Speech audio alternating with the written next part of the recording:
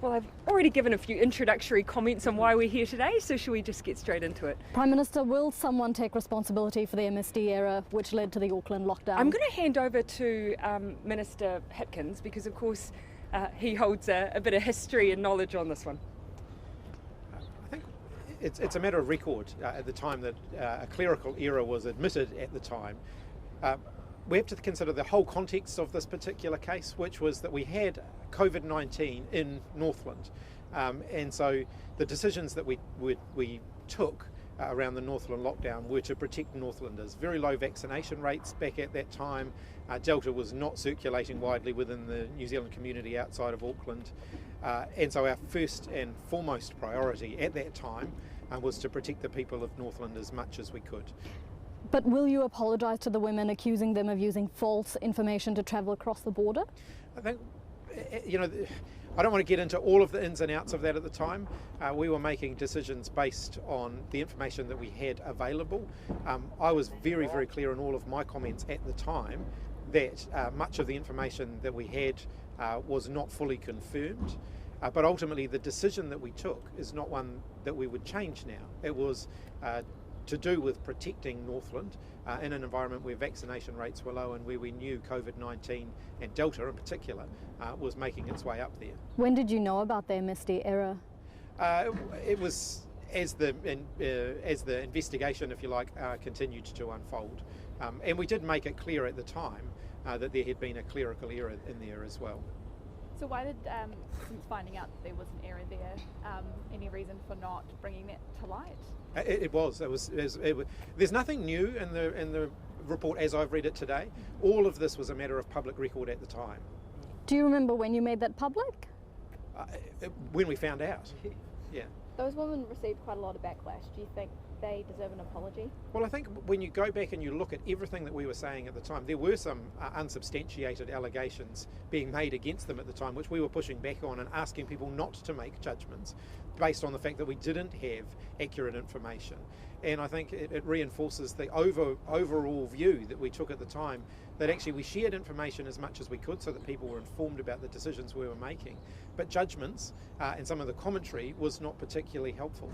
So to clarify, will apologise to the women, or? Look, we'll continue to, I'll go back again and have another look at the information at the time, but this was all made public at the time. Will you apologise to the people of Northland for the error which caused the lockdown? Like I said, there was COVID-19 in the community in Northland. That was the cause of the lockdown. And so that was our approach at that time. It was the right approach at that time in the context of relatively low vaccination rates and the need to keep everyone protected while we got those vaccination rates up. Minister, have you seen the national NCEA literacy results? Sorry? Have you seen the national NCEA literacy results? Which ones are you talking about? The trial. Oh, the trial? Yes, indeed I have, yes. Are you concerned about plummeting results? Well, this is the trial is, these are new standards that are just being put together and they're being trialled for the first time. One of the reasons that you trial things like this is to make sure that you're getting the standards set at the right level. We have separated out literacy and numeracy and made them a specific separate requirement in order to gain NCEA, because we were concerned that young people were leaving school without having adequate levels of literacy and numeracy. And why do you reckon we don't have adequate results? Oh, this has been a long-standing challenge in New Zealand's education system. We've seen our levels of literacy and numeracy on the decline for about 20 years or more. This is something that I think successive governments have been grappling with. We're putting a lot more resource into making sure that we're improving the teaching of literacy and numeracy.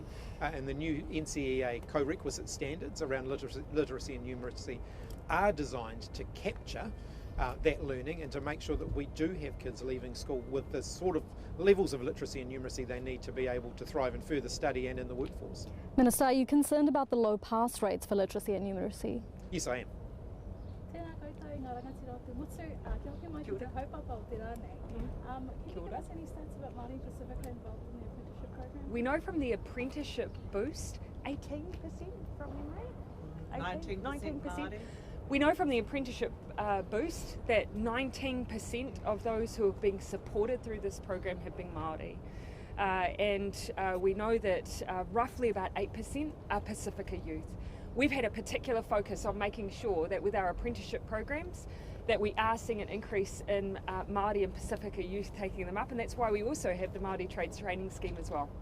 Are there any incentives to keep our Māori Pasifika here in Aotearoa rather than going off overseas for a better paid job? We know that those jobs that apprenticeships lead to are often well-paying, high-quality jobs that have real certainty with them. We have massive infrastructure gaps in New Zealand. We need more housing. And the number of the apprenticeship programs I've visited have had good numbers of Māori and Pacific youth engaged in them, I think because they are well-paying and they do have excellent prospects. One of the things we need to do though is keep working with employers to make sure we are seeing that diversity of take-up for our young people. Here at Fulton Hogan you hear that they've got very high rates of Māori and Pacific and diversity within their apprenticeship programs, and that in part will be because of how they're partnering to find the young people they're working with. How are employers being more culturally aware with Māori Pasifika specifically?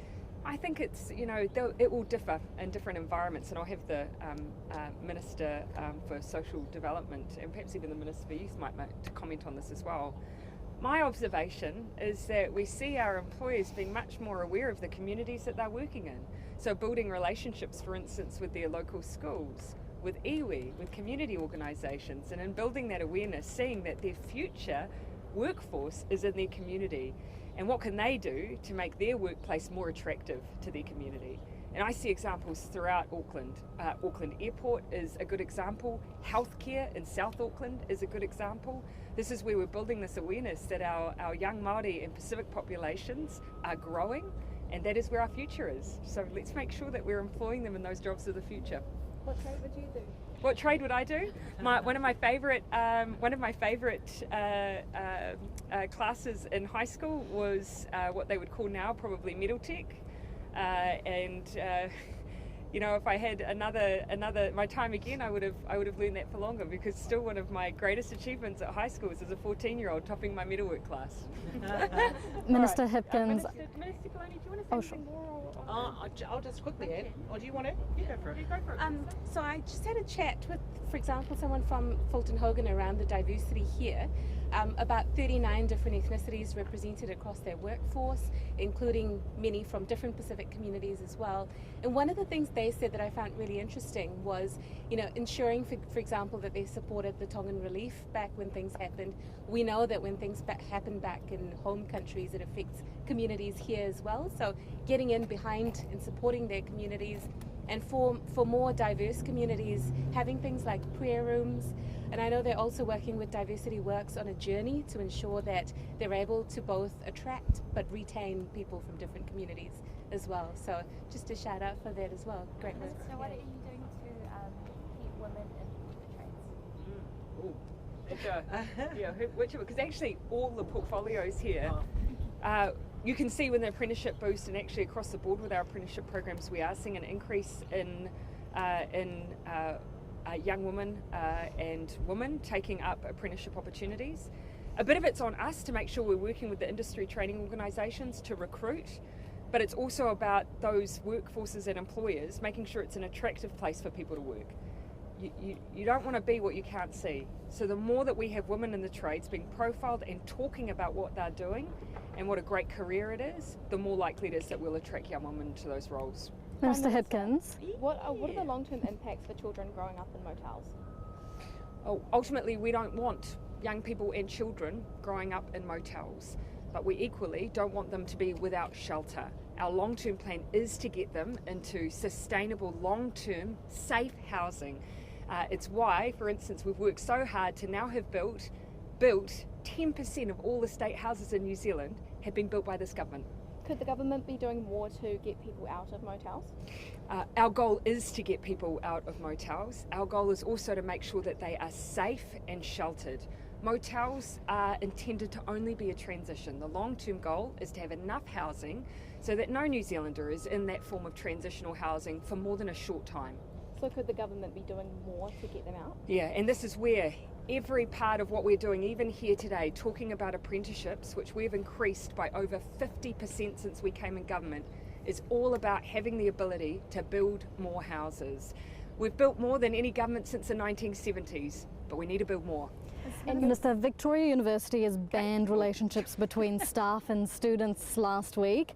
Do you think these relationships are appropriate, and should all unis follow suit?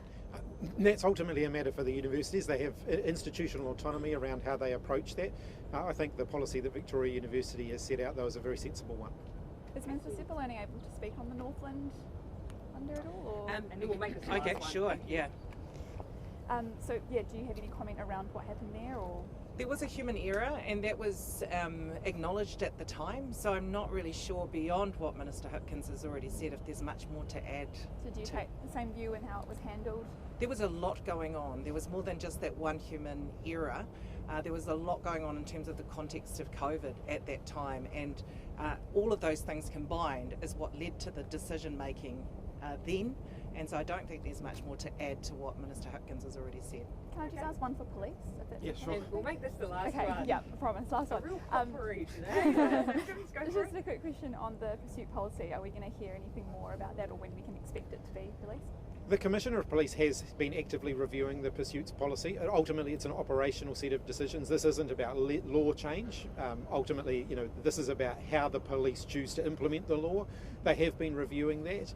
I do understand from what they've said to me so far that they are going to make some changes to their pursuits policy, and that there will be more instances where they continue with a pursuit. But ultimately, the details of that So you don't know if will it's be months with the or Commissioner. how long the timeline would be? I don't think it's much further away, but ultimately that's not my decision. That's an operational one for the Commissioner. Thank you. Minister, just one last question.